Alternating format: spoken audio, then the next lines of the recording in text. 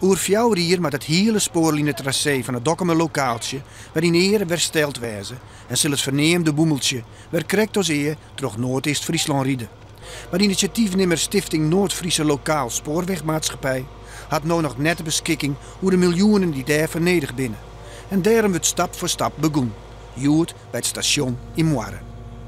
Nou, dit is het eerste later dat de rails er nog op en dan kan het mat hier de trein wel komen. Had het nou alleen nog een symbolische functie of maakt je het extra dat er in die een trein op rieden kan? Nou ja, je kan een trein op rijden, net een sneltrein natuurlijk net, maar dat is eigenlijk nooit de bedoeling geweest. Oorspronkelijk roemde spoorlijnen ont Anjemta, maar de initiatiefnemers willen nooit teruggaan daar eerst maar horen zo'n stad.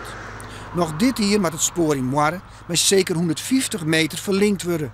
De spoorbregen van Jettiers leidt er nog. Zoals je ziet, het metselwerk, dat is al 100 jaar oud, heeft er hier 100 jaar in het water gestaan en is nog even goed als de dag dat het gemaakt is. Die kan nog broekt worden.